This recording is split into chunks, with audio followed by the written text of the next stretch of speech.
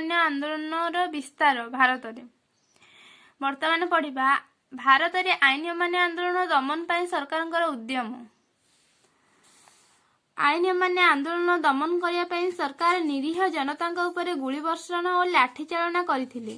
ମହାତ୍ମା ଗାନ୍ଧୀ, ସୁଭାଷ ବୋଷ, ଜବାହରଲାଲ ନେହେରୁଙ୍କ ସହିତ ଅନେକ ସତ୍ୟାଗ୍ରହୀମାନଙ୍କୁ ଗିରଫ କରାଯାଇଥିଲା। ସମ୍ବାଦପତ୍ର ଉପରେ କଟକଣା ଜାରି କରାଯାଇଥିଲା। ସରକାର କଂଗ୍ରେସ ଅନୁଷ୍ଠାନକୁ ବେଆଇନ ଘୋଷଣା କଲେ। ଏହି ଆନ୍ଦୋଳନ ଦମନ କରିବା ପାଇଁ ଇଂରେଜ ସରକାର ସମସ୍ତ ପ୍ରକାରର ଶକ୍ତି ପ୍ରୟୋଗ କରି ମଧ୍ୟ ସଫଳ ହୋଇନଥିଲେ। ତେଣୁ ଦମନମୂଳକ ପନ୍ଥା ପରିବର୍ତ୍ତେ ଆପୋଷ ବୁଝାମଣା ମାଧ୍ୟମରେ ଭାରତୀୟମାନଙ୍କୁ ଶାନ୍ତ କରିବା ପାଇଁ ଇଂରେଜ ସରକାର ଚେଷ୍ଟା କଲେ। ଅର୍ଥାତ୍ ଆଇନ ଅମାନ୍ୟ ଆନ୍ଦୋଳନକୁ ଦମନ କରିବା ପାଇଁ ସରକାର ବିଭିନ୍ନ ପ୍ରକାରର କାର୍ଯ୍ୟ କଲେ, କିନ୍ତୁ ସଫଳ ହୋଇନଥିଲେ। ସେଥିପାଇଁ ଫଳାଫଳ ଆମର ବାହାରିଲା। ଆଇନ ଅମାନ୍ୟ ଆନ୍ଦୋଳନର ଫଳାଫଳ କଣ ହେଲା ନା, ପ୍ରଥମ ଗୋଲଟେବୁଲ ବୈଠକ 1930 ମସିହାରେ। ଆମେ ଜାଣିଛେ ପୂର୍ବରୁ ମହାତ୍ମା ଗାନ୍ଧୀ, ସୁଭାଷ ବୋଷ, ଜବାହରଲାଲ ନେହେରୁ ଗିରଫ ହୋଇସାରିଛନ୍ତି। ତାଙ୍କ ସହିତ ଅନେକ ସତ୍ୟାଗ୍ରହୀ ମଧ୍ୟ ଗିରଫ ହୋଇଛନ୍ତି। ତ ଶକ୍ତି ପ୍ରୟୋଗ ଦ୍ୱାରା ଆନ୍ଦୋଳନ ଦମନ କରିବା ଅସମ୍ଭବ ବୋଲି ବର୍ଲାଣ୍ଡଙ୍କର ହୃଦବୋଧ ହେଲା।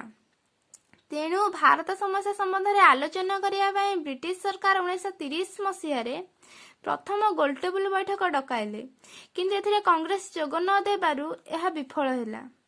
ଗାନ୍ଧିଜୀଙ୍କ ବିନା କୌଣସି ରାଜନୈତିକ ଆଲୋଚନା ସଫଳ ହେବ ନାହିଁ ବୋଲି ଅନୁଭବ କରି ଇଂରେଜ ସରକାର ଗାନ୍ଧିଜୀଙ୍କ ସହିତ ଅନ୍ୟ ତୁଙ୍ଗ ନେତାମାନଙ୍କୁ 1931 ଜାନୁଆରୀ ମାସରେ କାରାଗାରରୁ ମୁକ୍ତ କଲେ। ଏଠି କୋଶ୍ଚିନ୍ ଆସିପାରେ, ଗାନ୍ଧିଜୀ ଓ ଅନ୍ୟ ତୁଙ୍ଗ ନେତାମାନେ କେବେ କାରାଗାରରୁ ମୁକ୍ତ ହେଲେ? 1931 ଜାନୁଆରୀ ମାସରେ। ଆଉ ପ୍ରଥମ ଗୋଲଟେବୁଲ ବୈଠକ କୋଉ ମସିହାରେ ହେଇଥିଲା? 1930 ମସିହାରେ। ମନେ ରଖିବା ପାଇଁ ସହଜ ହବ। ପ୍ରଥମ ଗୋଲଟେବୁଲ ବୈଠକ 1930, ଦ୍ୱିତୀୟ ଗୋଲଟେବୁଲ ବୈଠକ 1931, ତୃତୀୟ ଗୋଲଟେବୁଲ ବୈଠକ 1932। ତ ପ୍ରଥମ ଗୋଲଟେବୁଲ ବୈଠକ ବିଫଳ ହେଇଥିଲା। କାହିଁକି ନା ଗାନ୍ଧିଜୀ, ସୁଭାଷ ଚନ୍ଦ୍ର ବୋଷ, ନେତାଜୀ ସମସ୍ତେ ଗିରଫ ହୋଇଯାଇଥିଲେ। ତେଣୁ କଂଗ୍ରେସର ଅନ୍ୟ ନେତାମାନେ ପ୍ରଥମ ଗୋଲଟେବୁଲ ବୈଠକରେ ଯୋଗଦାନ କଲେ ନାହିଁ। ତେଣୁ ପ୍ରଥମ ଗୋଲଟେବୁଲ ବୈଠକ ବିଫଳ ହେଲା। ଏବେ ଜାଣିବା ଗାନ୍ଧୀ ଇରେଉଣି ଚୁକ୍ତି ସମ୍ବନ୍ଧରେ।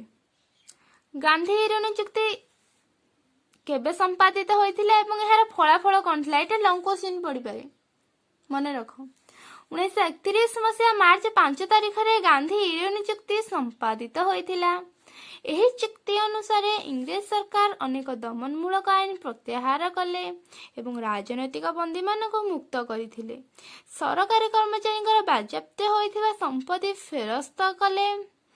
ସରକାରୀ କର୍ମଚାରୀଙ୍କର ଯାହା ବାଜ୍ୟାପ୍ତ ସମ୍ପତ୍ତି ହୋଇଥିଲା, ଇଂରେଜ ସରକାର ବାଜ୍ୟାପ୍ତ କରିଥିଲେ, ସେସବୁ ସମ୍ପତ୍ତିକୁ ଫେରସ୍ତ କଲେ ଏବଂ ଇସ୍ତଫା ଦେଇଥିବା ବ୍ୟକ୍ତିମାନଙ୍କ ପ୍ରତି କୋହଳ ନୀତି ଗ୍ରହଣ କରାଗଲା। ଯେଉଁ ବ୍ୟକ୍ତିମାନେ ଇସ୍ତଫା ଦେଇଥିଲେ ସେମାନଙ୍କ ପ୍ରତି କୋହଳ ନୀତି ଗ୍ରହଣ କଲେ। ଉପକୂଳବର୍ତ୍ତୀ ଗ୍ରାମଗୁଡ଼ିକର ଅଧିବାସୀଙ୍କୁ ନିଜ ବ୍ୟବହାର ପାଇଁ ଲୁଣ ଉତ୍ପାଦନ କରିବାର ଅଧିକାର ଦିଆଗଲା।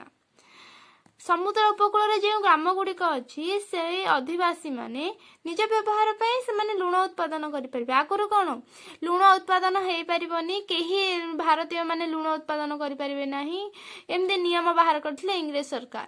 ତେଣୁ ଗାନ୍ଧିଜୀ ଲବଣ ଆଇନ ଭଙ୍ଗ କଲେ। ତ ସେ ଗାନ୍ଧୀ ଇରେଉଣି ଚୁକ୍ତିରେ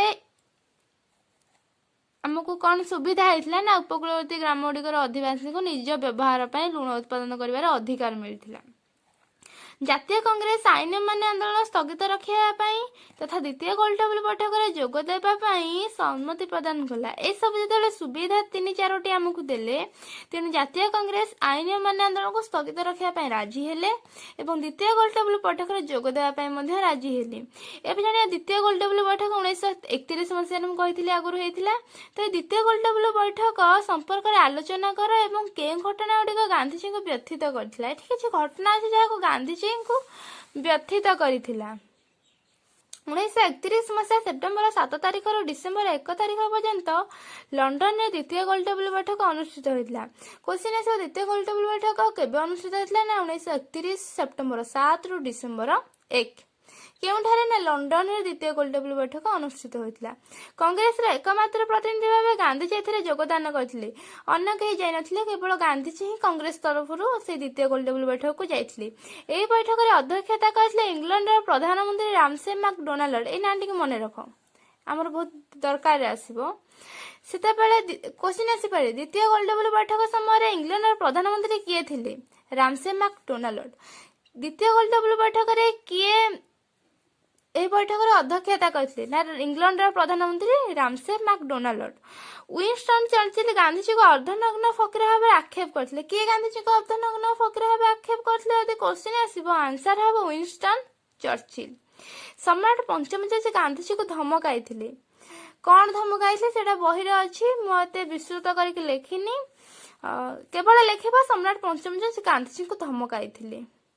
ଭାରତୀୟମାନଙ୍କ ଦାବିକୁ ଏହି ବୈଠକରେ ଉପେକ୍ଷା କରାଯାଇ ହିନ୍ଦୁ ମୁସଲମାନ ଓ ହରିଜନ ଆଦିଙ୍କ ପାଇଁ ସ୍ୱତନ୍ତ୍ର ନିର୍ବାଚନ ମଣ୍ଡଳୀର ବ୍ୟବସ୍ଥା କରାଗଲା। ଏହି ଦାବିରେ ମାନେ ଭାରତୀୟମାନଙ୍କର ଯାହା ଦରକାର ତାକୁ ଉପେକ୍ଷା କରାଗଲା। ଆଉ କ'ଣ କରାଗଲା ନା ହିନ୍ଦୁ ମୁସଲମାନ ଓ ହରିଜନ ମାନଙ୍କ ପାଇଁ ସ୍ୱତନ୍ତ୍ର ନିର୍ବାଚନ ମଣ୍ଡଳୀର ବ୍ୟବସ୍ଥା କରାଗଲା। ଏହାର ମୂଳ ଲକ୍ଷ୍ୟ ଥିଲା ଭେଦଭାବ ନୀତି ପ୍ରୟୋଗ କରି ଭାରତୀୟଙ୍କ ଏକତା ଭଙ୍ଗ କରିବା ଏବଂ ବ୍ରିଟିଶ ଶାସନକୁ ସୁଦୃଢ଼ କରିବା। ଯଦି ଭାରତୀୟମାନଙ୍କର ଏକତା ଭଙ୍ଗ ହେଇଯିବ ବ୍ରିଟିଶ ଶାସନ ସୁଦୃଢ଼ ହେବ। ସମସ୍ତେ କିଛି ଲୋକ ବ୍ରିଟିଶ ଶାସନକୁ ମାନିବେ, କିଛି ଭାରତୀୟ ବିରୋଧ କରିବେ। ଏମିତି ଯଦି ହେବ ତାହେଲେ ବ୍ରିଟିଶ ଶାସନ ସୁଦୃଢ଼ ହେବ। ତ ତା ପାଇଁ ସେ ଭେଦଭାବ ନୀତି ପ୍ରୟୋଗ କଲେ। ଏହି ମାନସିକ ଗ୍ଲାନିରେ ବ୍ୟଥିତ ହୋଇ ଗାନ୍ଧିଜୀ 1931 ଡିସେମ୍ବର 28 ତାରିଖରେ ଭାରତକୁ ପ୍ରତ୍ୟାବର୍ତ୍ତନ କଲେ। ତ ଏଠି ମୁଁ କହିଥିଲି କ୍ୱେଶ୍ଚିନ୍ ଆସିବ ଗାନ୍ଧିଜୀ କେଉଁ କାରଣ ଯୋଗୁଁ ଗାନ୍ଧିଜୀ ବ୍ୟଥିତ କରିଥିଲା? ନା ଏଇ ମାନସିକ ଗ୍ଲାନିରେ ଏସବୁ କଥା ମାନସିକ ଗ୍ଲାନିରେ ବ୍ୟଥିତ ହୋଇ ଗାନ୍ଧିଜୀ 1931 ଡିସେମ୍ବର 28 ତାରିଖରେ ଭାରତକୁ ପ୍ରତ୍ୟାବର୍ତ୍ତନ କଲେ। ଆଇନ ଅମାନ୍ୟ ଆନ୍ଦୋଳନର ପୁନରାରମ୍ଭ। ଆଇନ ଅମାନ୍ୟ ଆନ୍ଦୋଳନ ସ୍ଥଗିତ ହୋଇଯାଇଥିଲା, ପୁଣି ଥରେ ଆରମ୍ଭ ହେଲା। ଗାନ୍ଧିଜୀ ସ୍ଥଗିତ ରଖିଥିବା ଆଇନ ଅମାନ୍ୟ ଆନ୍ଦୋଳନକୁ ପୁନରାରମ୍ଭ କାହିଁକି କଲେ? ଲର୍ଡ ଇରୱିନଙ୍କ ପରେ 1931 ଏପ୍ରିଲରେ ଲର୍ଡ ୱିଲିଂଟନ୍ ଭାରତର ଭାଇସରାୟ ହେଲେ। ସେ ଗାନ୍ଧୀ ଇରୱିନ ଚୁକ୍ତିର କେତେକ ବ୍ୟବସ୍ଥାକୁ ଉପେକ୍ଷା କଲେ। ଦମନମୂଳକ ଅଧ୍ୟାଦେଶ ପ୍ରତ୍ୟାହାର କରିବା ପାଇଁ ଏବଂ ପୁନଃସ୍ୱରାଜ୍ୟ ହାସଲ ଦିଗରେ ଆନ୍ଦୋଳନ କରିବା ପାଇଁ କଂଗ୍ରେସକୁ ଅନୁମତି ଦେବାକୁ ଗାନ୍ଧିଜୀଙ୍କ ଅନୁରୋଧକୁ ଲର୍ଡ ୱିଲିଂଟନ୍ ପ୍ରତ୍ୟାଖ୍ୟାନ କଲେ। ଫଳରେ ଗାନ୍ଧିଜୀ ପୁନଶ୍ଚ ଆଇନ ଅମାନ୍ୟ ଆନ୍ଦୋଳନ ଆରମ୍ଭ କଲେ। 1932 ଅଗଷ୍ଟ ମାସରେ ଇଂଲଣ୍ଡର ପ୍ରଧାନମନ୍ତ୍ରୀ ରାମସେ ମାକ୍ଡୋନାଲ୍ଡ ଦଳିତ ବା ହରିଜନ ଶ୍ରେଣୀର ଲୋକଙ୍କ ପାଇଁ ଏକ ପୃଥକ ନିର୍ବାଚନ ମଣ୍ଡଳୀର ଘୋଷଣା କଲେ। ଏହାକୁ ପ୍ରତ୍ୟାଖ୍ୟାନ କରିବା ପାଇଁ ଗାନ୍ଧିଜୀ ଦାବି କଲେ। ଏହି ଦାବି ପୂରଣ ପାଇଁ ଗାନ୍ଧିଜୀ ପୁନାର ୟେରଭାଟା କାରାଗାରରେ 1932 ସେପ୍ଟେମ୍ବର 20 ତାରିଖରୁ ଆମରଣ ଅନଶନ ଆରମ୍ଭ କଲେ। କ୍ୱେଶ୍ଚିନ୍ ଆସିପାରେ ଗାନ୍ଧିଜୀ ଆମରଣ ଅନଶନ କେବେ ଆରମ୍ଭ କଲେ? 1932 ସେପ୍ଟେମ୍ବର 20।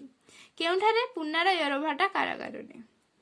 ତ ତାପରେ ଜାଣିବା ତୃତୀୟ ଗୋଲଟେବୁଲ ବୈଠକ 1932 ମସିହାରେ ହେଇଥିଲା। 1932 ମସିହା ନଭେମ୍ବର 17 ତାରିଖରୁ ଡିସେମ୍ବର 24 ତାରିଖ ପର୍ଯ୍ୟନ୍ତ ଇଂଲଣ୍ଡରେ ତୃତୀୟ ଗୋଲଟେବୁଲ ବୈଠକ ଅନୁଷ୍ଠିତ ହୋଇଥିଲା। ଆଇନ ଅମାନ୍ୟ ଆନ୍ଦୋଳନ ଚାଲୁ ରଖିଥିବାରୁ କଂଗ୍ରେସ ଏହାକୁ ବର୍ଜନ କରିଥିଲା।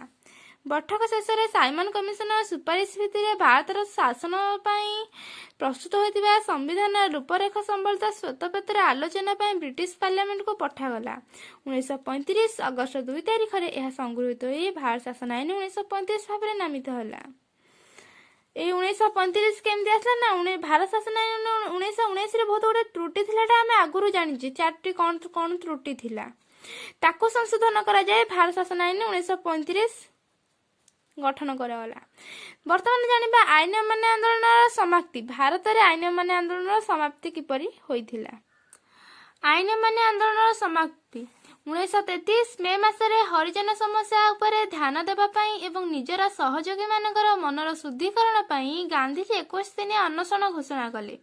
ଦୀର୍ଘ ଦିନ ଧରି ଚାଲି ଆସୁଥିବା ଆନ୍ଦୋଳନର ସତ୍ୟାଗ୍ରହୀମାନଙ୍କର ଉତ୍ସାହ ବଜାୟ ରଖିବାରେ କାଠିନ୍ୟ ଉପଲବ୍ଧି କରି ଗାନ୍ଧିଜୀ ଆଇନ ଅମାନ୍ୟ ଆନ୍ଦୋଳନକୁ ସ୍ଥଗିତ ରଖିବା ପାଇଁ କଂଗ୍ରେସକୁ ସୁପାରିଶ କଲେ। 1933 ମେ ମାସରେ ସ୍ଥଗିତ ରଖିଥିବା ଦ୍ୱିତୀୟ ପର୍ଯ୍ୟାୟ ଆଇନ ଅମାନ୍ୟ ଆନ୍ଦୋଳନ 1934 ଏପ୍ରିଲ ମାସରେ ଔପଚାରିକ ଭାବେ ପ୍ରତ୍ୟାହୃତ ହେଲା। ଅର୍ଥାତ୍ ଆଇନ ଅମାନ୍ୟ ଆନ୍ଦୋଳନ 1934 ଏପ୍ରିଲ ମାସରେ ପ୍ରତ୍ୟାହୃତ ହେଲା। ପୁଣି ଥରେ ଗାନ୍ଧିଜୀ ପ୍ରଥମେ ସ୍ଥଗିତ ରଖିଥିଲେ ଆଇନ ଅମାନ୍ୟ ଆନ୍ଦୋଳନକୁ ଦ୍ୱିତୀୟ ଗୋଲଟେବୁଲ ବୈଠକ ପୂର୍ବରୁ। ପୁଣି ଆଇନ ଅମାନ୍ୟ ଆନ୍ଦୋଳନକୁ 1933 ମେ ମାସରେ ହରିଜନ ସମସ୍ୟା ଉପରେ ଧ୍ୟାନ ଦେବା ପାଇଁ ସ୍ଥଗିତ ରଖିଲେ। ତ ଏହି ସ୍ଥଗିତ ରଖିଥିବା ଦ୍ୱିତୀୟ ପର୍ଯ୍ୟାୟ ଆଇନ ଅମାନ୍ୟ ଆନ୍ଦୋଳନ 1934 ଏପ୍ରିଲ ମାସରେ ଔପଚାରିକ ଭାବରେ ପ୍ରତ୍ୟାହୃତ ହେଲା। ଏହାପରେ ଜାଣିବା ଆଇନ ଅମାନ୍ୟ ଆନ୍ଦୋଳନରେ ଓଡ଼ିଶାର ଭୂମିକା ନେକ୍ସଟ ଭିଡିଓରେ। ओडिशार कौन कौन भूमिका थिला ए आईन मान्य आंदोलन नेक्स्ट वीडियो रे जानिबा। आपण माने को जदि वीडियो भल लागुची नोट्स पाइबा को चाहूछंती आहुरी तेबे मो चैनल को सब्सक्राइब करंतु, लाइक करंतु, शेयर करंतु, कमेंट दियंतु। जहाँ भी बुझी पारु नांती कमेंट रे लिखंतु, मु रिप्लाई देबी। आ मु साइंस रो भूगोल रो सब विषय रो नोट्स नै आसुची।